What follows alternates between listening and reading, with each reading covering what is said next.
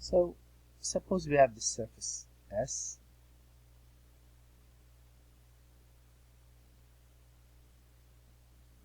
and it's over this domain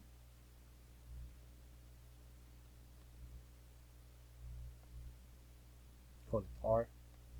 And if I can map S, well, I could have two options. I could have Z equal f of x, y, or if I make a parametric, if I find a parametric representation of such a surface, what I'll do, I'll break that into smaller pieces of surfaces, and if I take this one particular piece and look at it, so what I'll do, if it is represented by r sub uv, I'll take the partial with respect to u, the partial with respect to v, and if I take the cross product and the magnitude of that, wouldn't that be the area of that parallelogram? That would be the area of S sub ij. So it makes sense, if I really want to find the area of the whole region, is for me to actually, again, let's say this is A, this is B, this is C, this is D. I could take, say, the area of the smooth surface with a parametric representation of R of U and V would be the double integral over the region R of R sub U crossed with R sub V. And that would be the actual area of the surface. That's really A of S.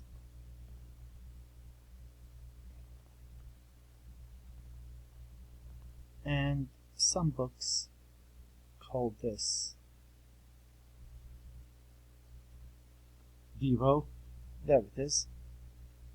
Now, of course, if I had Z equal f of x, y, I could also, so if I could leave the representation of the function by Z equal f of x, y, well, I could take R sub x, I could write R sub x, y, and of course, I could say that u, v, v, that, and that's u, that's v, that's f of u, v, but there's no need to do that. Then, if I take R sub u and cross it with R sub y, this is what I'll get. Magnitude of that will be the following radical. So note, if you take this and set it equal to 0, then if you take the gradient of that difference, you will get literally this. And this is nothing more than the gradient of that difference equaling 0. Making this a bit easy to remember, the formula that is. So let's look at a few problems, and let me just get started with this. So we start with example 3, find the area of the surface. So we're looking for the surface area, the portion of the cylinder, we know what that looked like, between x equals 0 and x equal, again the graph is not part of this, but if I look at a circle with a radius of 5, a radical 5, I'm sorry, we're cutting that off at 4 and 0, we're talking about this cylinder. Well, I could say R of UV equal, and let's see how this works. I could say this is going to be a radical 5. I could say that's just U. And I could say that's a radical 5 cosine of V, radical 5 sine of V, right? And I could say let U vary between 0 and 4, because U is taking the place of x, and V is the angle vary between 0 and 2 pi. And there it is. Now to find the area of this surface, what I need to do is find the double integral over the region R, there's region R, of magnitude of r sub u crossed with r sub v dA. And that is the integral, and let's see how that works. If I take r sub u is 100, r sub v is 0, negative square root of 5 sine of v, and radical 5 cosine of v. And if I take the cross product of those, ru crossed with r sub v,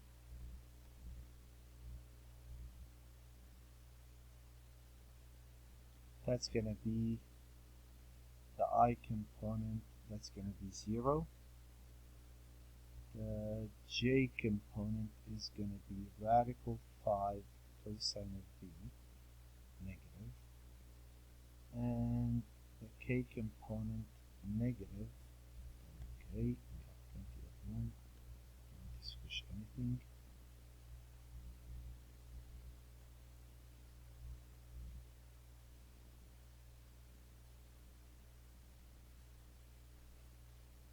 And radical 5 the cosine of v, and if I take the magnitude of that, that would be the square root of 5 the sine square root of v plus 5 the cosine square root of v. If I factor a 5 out, cosine square plus sine square equal 1, I'm left with radical 5. So this would be radical 5 times, and if we're talking about a circle, we know how this is going to run. We're going to really use, and that would be du dv, and u run from 0 to 4 and v run from 0 to 2 pi. You do notice we don't have to really use polar. If you convert the equation to polar, then you need rd theta, but if it's already set up in terms of u and v or r and theta, that extra r is not needed. We're not using polar coordinates or converting. We're using simply u and v already cover that area based on what we have. So if I look at the next example, the portion of the plane z equal y inside of this cylinder. So we're thinking kind of like x squared plus y squared equals 16, something like this. And then you're cutting that off by the plane z equal y.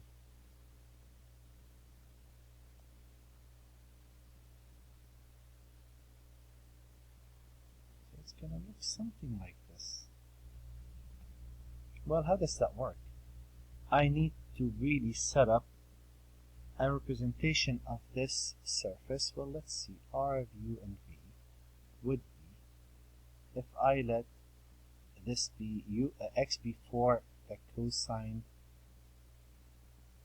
of v, and if I let y equal for the sine of v, and I notice that z is identical to y. And if I run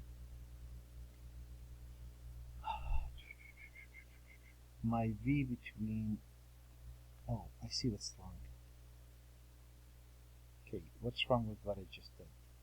If I set it this way, I'm just going to find the surrounding. If I want this area, I need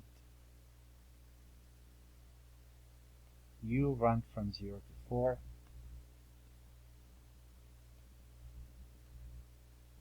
And make that a u. Otherwise, I'll just get the perimeter of the circle, nothing more. So now what? Well, every problem is going to be the same. I'm going to have to figure out what is r sub u crossed with r sub v. R sub u is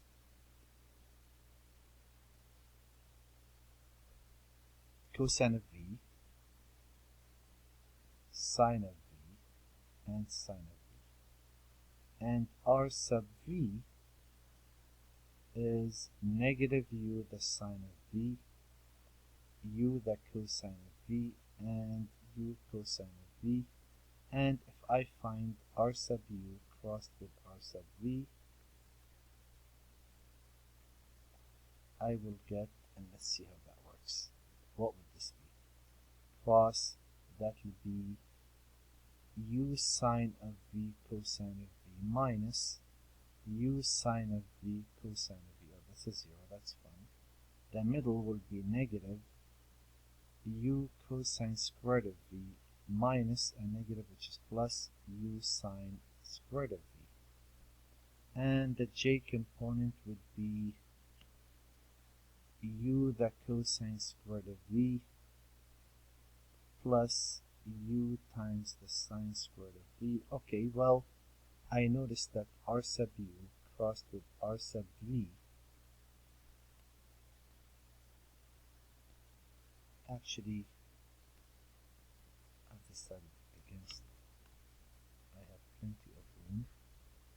Let me move on and write it right there. So r sub u crossed with r sub v is going to be 0. If I factor a u out of that, cosine squared plus sine squared is 1. If I factor a u out of that, cosine squared plus sine squared is 1. And the magnitude of this would be simply the square root of negative u squared plus u squared, which is radical 2u. So area of this surface would be the double integral of the square root of 2u, and it doesn't matter how you do this, du dv, v runs 0 to 2 pi, and u run from 0 to 4, and that's pretty much the setup of the problem. If I look at the next problem down, well, how does that work? We're talking about a cone.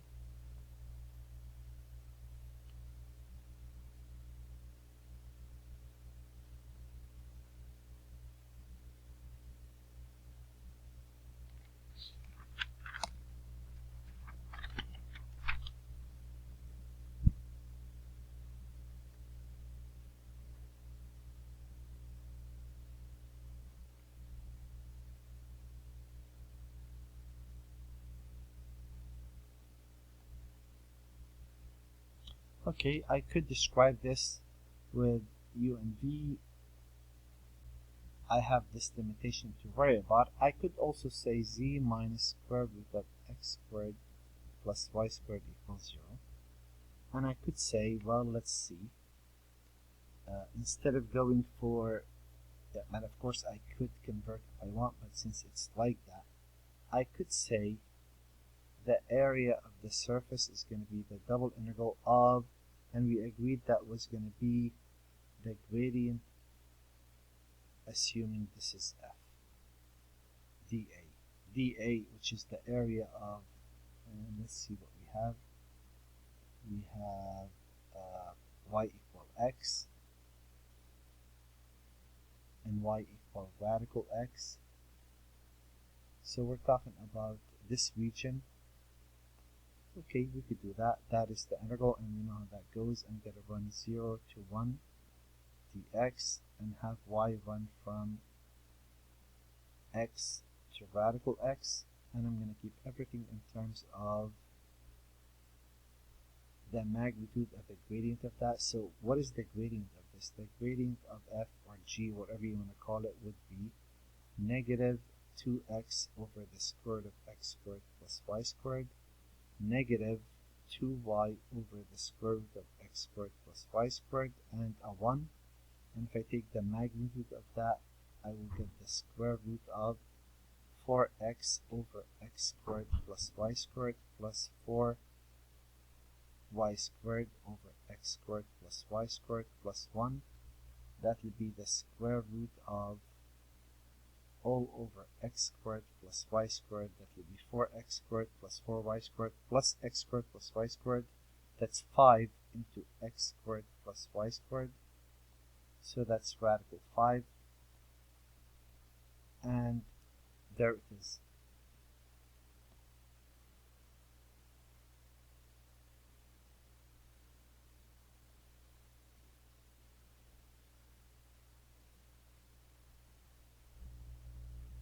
A couple more to go. how about this portion? Again, if they gave me z, instead of converting, I could say, well, okay, I could say you want to call it f, you can. You want to call it g, students confuse that. You want to call it g, you can. G is subtract this. It doesn't matter how, either you go this way or this way. So, you could say, let's go z minus 3x squared minus 4y plus 5. And we could say the region that we're looking at is actually y equal x equal 4,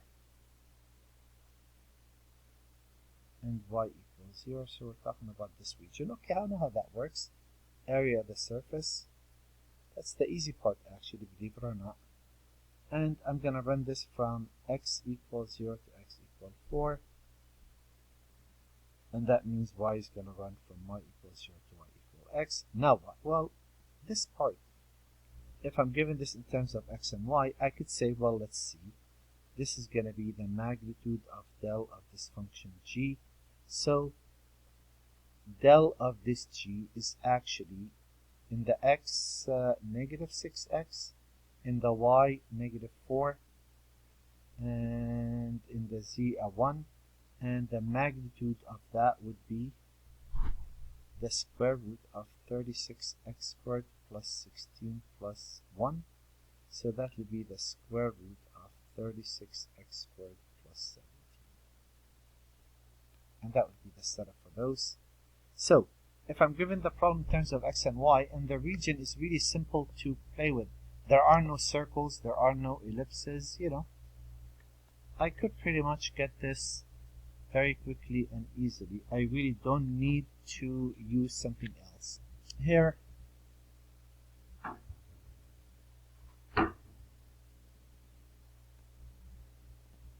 I could be looking at y equal negative 3x squared minus 3z squared plus 5. So 1, 2, 3, 4, 5. This is coming down. But I'm going to chop this off at 1. So we're talking about this surface right here, all the way down to this. Well, I already have it set up, and I already have the region. If I could describe that region, then I'm in a very good shape. And of course, I have a couple of options here, and I want to do this problem using a couple of options. One option is for me to say, you know what, I don't want to convert.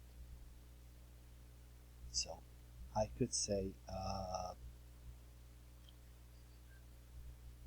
in this case, I'll go back to the original equation and say 3x squared plus 5 plus 3z squared minus 5 equals 0.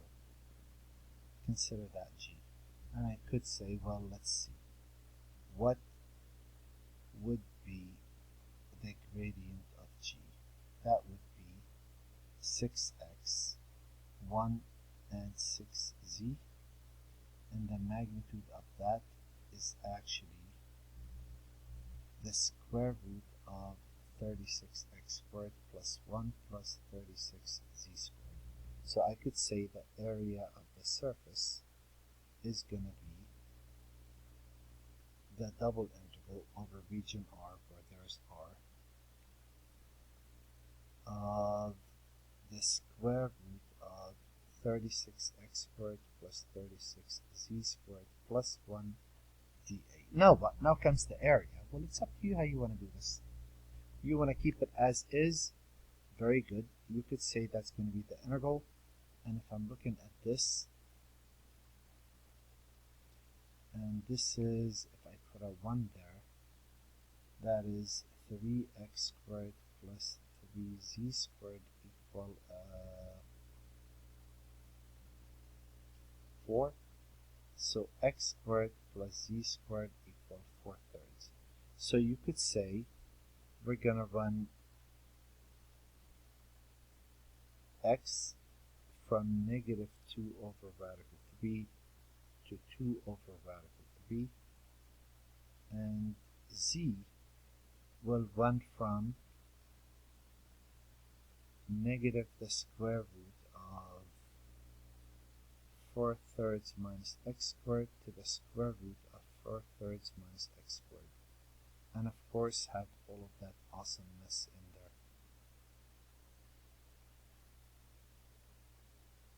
That's fine. I could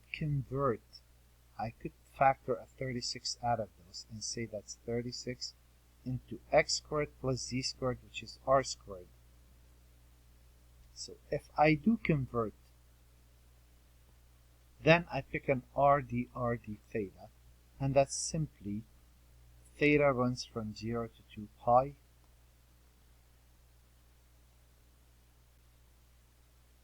and r runs from